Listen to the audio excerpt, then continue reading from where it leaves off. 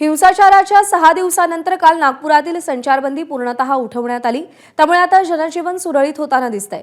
शाळकरी विद्यार्थी आणि व्यावसायिकांची लगबग सुरू आहे, तर मॉर्निंग वॉकसाठीही लोक घराबाहेर पडतायत। हिंसाचाराच्या घटनेमुळे मोठं नुकसान झाल्याची प्रतिक्रिया नागरिकांनी व्यक्त केली आहे। शिवाय हिंसाचार करणारे आरोपी बाहेरचे असल्याचंही त्यांनी म्हटलंय। सर्वच क्षेत्रांमधून संचारबंदी जी आहे ती उठवण्यात आलेली आहे। काल दुपारी 3 वाजल्यापासून ही संचारबंदी जी आहे ती पूर्णपणे उठवण्यात आलेली आहे।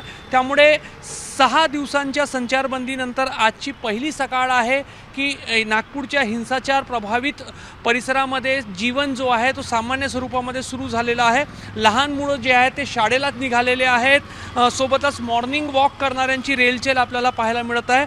छोटे छोटे जे व्यवसाय आहेत ते 6 दिवसाच्या कालखंडानंतर उघडलेले आहे। इथे मामा टी स्टॉल आहे। मामा, किती दिवसानंतर आज दुकान उघडत आहे? सोमवारपासून आज उघडून राहिलो। 6 दिवस कुठलाही व्यवसाय नव्हता, रोजगार नव्हता, उत्पन्नाचा स्रोत नव्हता? काहीच नाही होता बाबा, रोजगार काहीच नाही होता। आम्ही कसं आपला टाइम पास केला आम्हाला माहीत असेल। खूप आर्थिक अडचण होत होती। अडचण तर होणारच आहे ना, जर कामधंदे नाही तर अडचण तर होणारच आहे। व्यवसाय बुडाला म्हणजे काही शाळा चालू होत्या, काही बंद होत्या, या पट्ट्यातल्या बंद होत्या। अडचण होत होती विद्यार्थ्यांना घेऊन जायला, बाहेरचे जे विद्यार्थ्यांना अडचण म्हणजे हे फक्त या बंडखोर जे लोक होते त्यांच्यापासून आपल्याला धोका होता ना, लहान मुलं आणण्यासाठी। आज पुन्हा निघा? आज परत आलोय।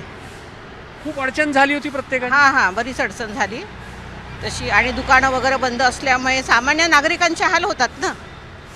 असं आहे ना, गरिबांचे हाल होतात, मोलमजुरी करतात त्या लोकांना धंद्यावरती त्यांचा फरक पडतो, बाकीच्यांचं काय।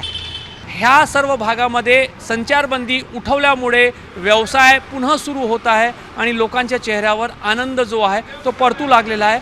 आता जबाबदारी आहे की हा आनंद लोकांच्या चेहऱ्यावर टिकून राहिला पाहिजे। कॅमेरामॅन अतुल हिरडेसह रजत वशिष्ठ, एबीपी माझा, नागपूर। एबीपी माझा, उघडा डोळे बघा नीट।